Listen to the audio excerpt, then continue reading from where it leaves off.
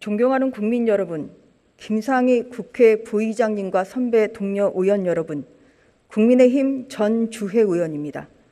문재인 정부의 임기가 이제 8개월 남았습니다. 이 정권 4년 4개월 동안 이루어진 것은 법치유린과 피폐해진 국민의 삶뿐입니다. 그럼에도 문재인 대통령과 집권 여당은 자화자찬에 바쁘고 정작 국민들의 고통을 외면하고 있습니다. 내로남불은 이 정권의 대명사가 되었습니다.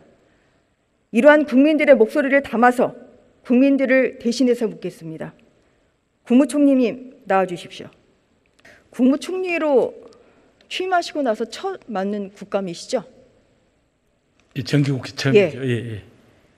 보니까 현안에 대한 좀 정확한 파악이 좀 안 돼 있는 경우도 있던데 성실한 답변 부탁드리겠습니다. 예. 총리님, 자유민주주의와 법치에 있어서 수사기관의 중립성과 공정성 매우 중요하다고 생각합니다. 어떻게 생각하십니까? 뭐 우리 헌법도 바로 그게 중요한 가치이기 때문에 그만큼 권한을 보장하고 있다고 생각합니다. 그러면 지금 잡금의 이 문재인 정부의 수사기관이 이러한 수사의 공정성과 중립성을 지키고 있다고 생각하십니까?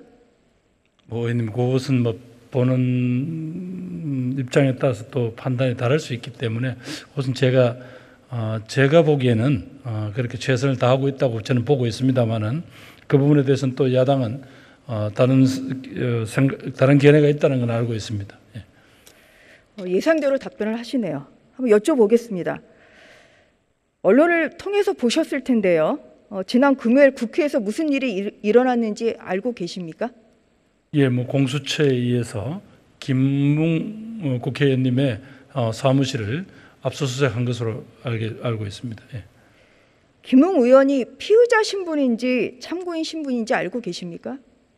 저는 그 내용은 모르고요. 다만 이제 공수처가 요청한 영장은 법원에서 발부된 걸로 알고 있습니다만. 참고인 신분입니다. 그 총리께서도 사선의 국회의원 지내셨는데요. 그 사이에 국회의원실 압수수색한 경우 보거나 들으신 적 있으시죠?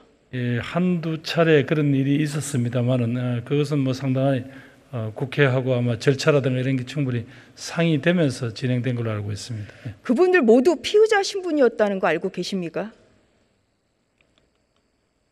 그 무렵에 그렇게 압수수색을 당하신 분들이요? 네. 총리님, 예. 참고인 신분의 국회의원에 대해서 의원실을 압수수색한 것은 유례가 없는 일입니다. 그래서 친여 성향의 한 시민단체가 지난 6일 공수처에 고발장을 내자마자 공수처는 3일 만에 광속도로 윤석열 전 검찰총장과 손중성 검사를 피의자로 입건했습니다. 그리고 바로 그 다음 날인 10일 참고인 신분인 김웅 의원실을 압수수색했습니다. 명백한 야당 탄압이자 과잉 수사입니다. 어떻게 생각하십니까? 의원님, 김웅 의원님이 어떤 상황에서 그렇게 되는 모르겠지만 법원은 그러면 참고인한테도 영장을 발부하는 경우도 있습니까? 어떻습니까, 의원님? 법원에서 결국은 법원에서 영장을 발부했다는 이야기인데. 지금 답변하는 그러니까 제가 그 내용을 정확하게 모르기 때문에 뭐라고 제가 단정적으로 말씀드리기가 어렵네요. 헌법상 기관인 국회의원에 대한 압수수색은 매우 신중해야 됩니다. 그런 면에서 행정 각 부회를 통할하는 국무총리로서 각별한 주의를 좀 촉구해 주시면 좋겠습니다. 그런데 공수처는 조금 독특한 위치에 있다는 걸 의원님이 아시지 않습니까? 그건 총리가 통할하는 범위가 아닌 것 같던데. 수수방관하시겠다는 건가요? 수수방관은 아니지만 이 내용에 있어서는 저희들이 어떤 영향을 미칠 수가 없는 지위인 것 같습니다. 한번 들어보세요. 예. 근데 그뿐만이 아니라 이날의 압수수색은 명백한 불법 압수수색이었습니다. 김웅 의원이 없는 상태에서 공수처에서 의원실에 와서 김웅 의원으로부터 허락을 받았다고 거짓말을 하고 압수수색을 진행했습니다. 적법한 영장 제시도 없었습니다. 총리님, 피압수자 본인이 없는 상태에서 압수수색을 하는 게 가능합니까? 글쎄 제가 아는 상식하고는 안 맞는 것 같습니다. 그렇죠. 형사소송법에서는 압수수색은 처분을 받는 자에게 반드시 제시해야 된다 이렇게 규정하고 있습니다. 그뿐만이 아닙니다. 더 나아가서 영장의 압수수색 범위에 포함되지 않은 보좌진들의 PC를 압수수색하고 보좌진들의 개인 캐비넷을 열람하며 해서 서류를 수색했습니다. 화면 보시겠습니다. 바로 이런 행위가 야당 탄압이자 명백한 직권남용 권리행사 방해죄, 불법 수색죄에 해당합니다. 이러한 일이 바로 문재인 정부에서 일어나고 있다는 이런 유감의 말씀을 드리겠습니다. 의원님 아시겠습니다. 공수처는 또 뭐 어떤 문제는 더 있습니다. 다음 화면 보면서 여쭤보겠습니다.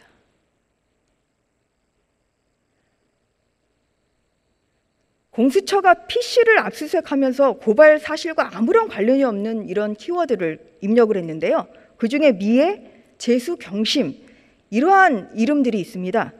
총리님, 미애, 재수, 경심은 영장 범죄 사실에 등장하지 않는 이름입니다. 이 중에 미애는 도대체 누구를 지칭한다고 생각하십니까? 의원님 제가 저는 이런 내용은 정확하게 알 수가 없습니다. 김미애, 박미애, 추미애 중에서 누구라고 생각하세요? 제가 답변하기 어려운 질문하십니다. 이렇게 영장 범죄 사실에 등장하지 않는 이름을 왜 공수처가 입력해서 관련 정보를 추출하라 한 것일까요? 한번 의견을 말씀해 주시죠. 뭐 이 문제에 대해서 저는 조금 좀 생각이 없습니다. 유감은 표명하셔야 되는 거 아닙니까? 아니 그러니까 저 의원님 공수처라는 게 어떤 뭐 총리의 지위에 있는 하에 있는 그런 기관도 아니고요. 또 공수처가 자신들이 청구한 영장을 또 법원에 의해서 발부받아서 이런 일이 있었는데 의원님께서 지적하신 대로 이렇게 절차상 그런 분명히 흠이 있다라고 말씀을 하시면 제가 그 내용을 잘 모르기 때문에 파악을 해 보시죠. 이 역시 압수수색 영장의 범위를 벗어난 것으로 별건 수사를 하려고 했던 것 아닌가 하는 합리적 의심을 가지기에 충분합니다. 또 하나 문제가 있습니다. 이제 문제는 이러한 대선 개입에 박지원 국정원장이 개입했다는 여러 정황들이 나타나고 있다는 점이죠. 조성은 씨가 언론의 그 보도화 여부를 고민하던 그 시기에 박지원 이제 국정원장 만났다. 8월 11일에 만났다. 이거는 알고 계시죠? 뭐 언론에 그렇게 보도됐다는 건 알고 있습니다. 그 어제 조성원 씨는 또 뭐라 그러냐면 9월 2일 뉴스버스에 보도된 9월 2일 이것은 원장님, 박 전 원장님과 내가 원한 날짜는 아니었다고 합니다. 이게 무슨 의미일까요? 의원님 아까 권성동 의원님도 비슷한 질문을 주셨는데요. 그래서 뭐 제가 어떤 이런 내용들을 가정을 가지고 답변 드릴 수는 없지 않겠습니까? 원장님이 원한 날짜가 아니었다. 지금 그 얘기를 한 거 아니겠어요? 그것도 답변이 어려우신가요? 그렇습니다. 왜냐하면 이런 민감한 사안에 대해서 정부 측이 무슨 입장을 발언할 수가 없지 않습니까, 의원님? 보도와 여부를 고민하던 그 시점 8월 11일에 박지원 국정원장과 만났다. 그리고 9월 2일은 박 원장이 원한 날짜가 아니었다. 언급결에 진담이 나온 겁니다. 결국 박 전 원장이 뉴스버스 보도 사실을 최소한은 알고 있었다고 보이는데 어떻게 생각하십니까? 뭐 이 문제에 대해서는 정말 일관된 입장입니다만은 뭐 저희들이 내용을 알지를 못하는데 뭐라고 의원님이 질문 가정을 가지고 질문을 하시는데 제가 뭐라고 답변 드릴 수가 없지 않겠습니까? 왜 가정적인 질문은 없습니다. 총장님의 총리님의 모르쇠 답변만 있을 뿐이죠. 총리님 바쁘시잖아요. 점심시간에 공무가 아니라 사회에서 알고 지내던 분들을 만나서 식사하실 만한 이런 여유가 있으십니까? 가끔 제가 무슨 충고를 받거나 바깥 여론을 청취할 때 그런 일이 있습니다. 그 박지원 원장이 8월 11일에 식사비를 어느 카드로 결제했는지 이러한 그 공금 유형 여부에 대해서도 조사해야 된다고 생각하는데 어떻게 생각하십니까? 그 내용은 제가 답변 드리기엔 적절치 않은 것 같습니다. 왜 적절치가 않죠? 아니 국정원장이 어떤 카드를 쓰셨는지 그걸 어떻게 제가 공금 유형 여부가 굉장히 중요하다. 예, 이 부분은 밝혀야 된다는 말씀을 드리겠습니다. 윤석열 총장 고발 사주의 가장 큰 쟁점이 윤 총장이 고발장 작성을 지시했느냐 여부입니다. 그렇죠?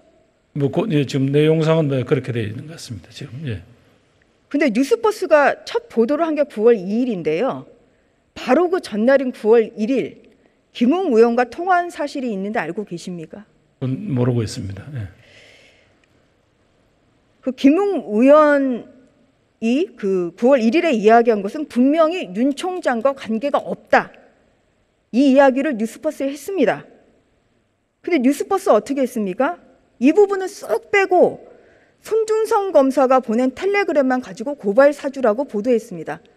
이게 가짜 기사입니다. 이런 것이 바로 공정한 보도가 아니라는 것이고요.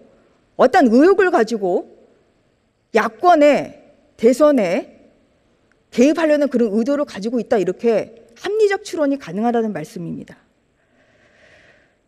하나 더 여쭤보겠습니다. 대검 수사정보정책관인 손준성 검사가 대검 수사정보정책관이라는 이유만으로 이것을 윤석열 총장이 지시한 거라고 뉴스버스 그리고 여권이 이렇게 밀어붙이고 있습니다.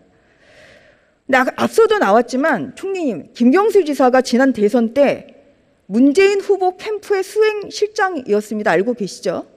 예, 그렇습니다. 예.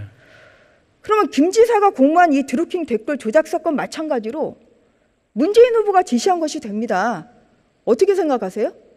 결국 우리들이 신봉하는 사법 체계는 이 본인의 책임이 명확할 때만 그 책임을 묻는 것이라고 저는 알고 있습니다만, 예.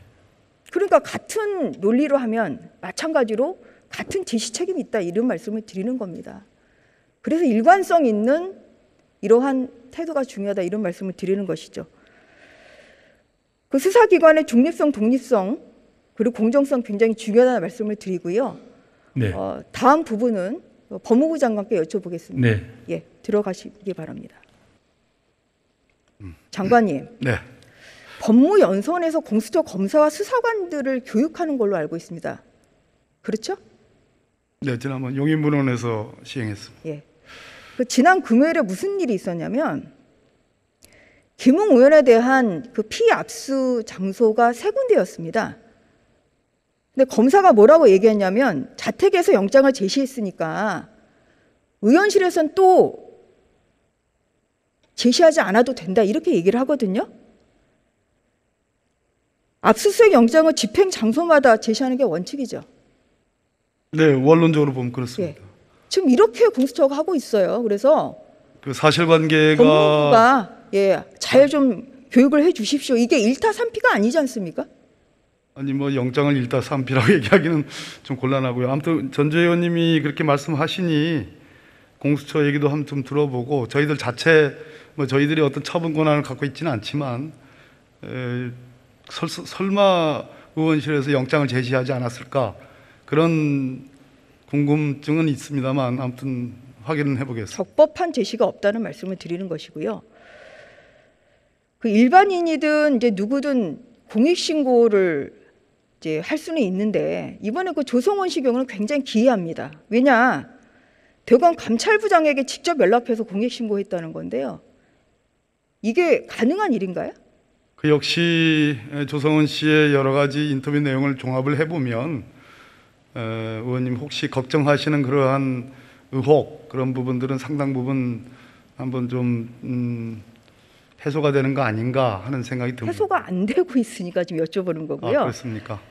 아니, 대검 감찰부장에게 직접 연락해서 하면 지금 그러면 대검 감찰부장 그 핸드폰이나 그 전화번호를 그러면 모든 국민에게 다 공개를 하는 게 맞지 않겠습니까? 이게 보통 사람들뿐만 아니라 정치인들도 생각할 수 없는 일이고요.